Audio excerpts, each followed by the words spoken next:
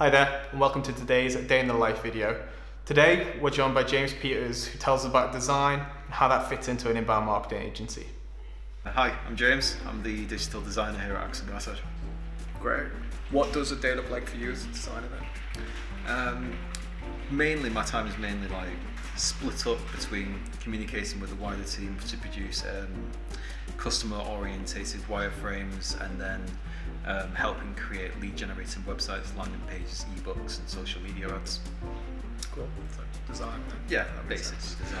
design. So what sort of tech do you need to do that on a daily basis? Well, currently I use Figma, which is our wireframing tool, because it allows collaboration in real time. We can basically use that for internal and external clients. Yeah. Sketch, which is my final output for really refining the design, and then also using the Adobe suite, such as InDesign for ebooks, illustrating for Illustrator, and Photoshop. Cool.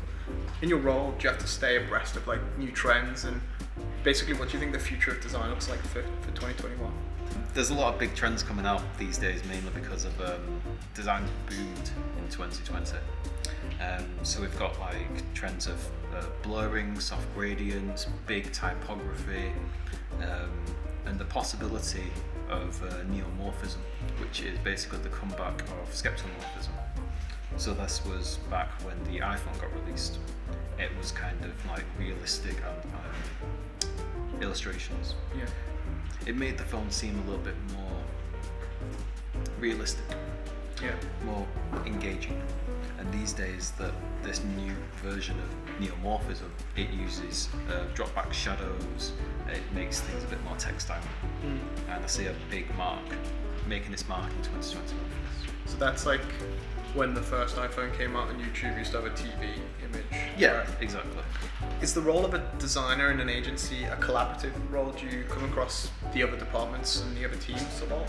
Yeah, it's definitely collaborative Yeah. across all departments. I don't think I could do what I do without the help of the wider team. Yeah, so what does that look like on a sort of daily basis then, or project basis?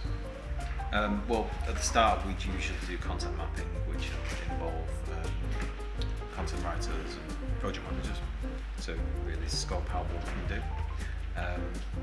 And then we go off and make wireframes and really map out the user journey of how we want to, how we see the user experiencing our site, and really iron out any of the issues or road bumps in the actual journey. So would you say that's what differentiates using kind of an agency rather than like an in-house team or a freelancer? Yeah, I think that using an agency compared to a freelancer is that an agency we can use our collective knowledge and really reach a wider audience. Plus, having the ability to bounce our ideas off each other on a daily basis really helps.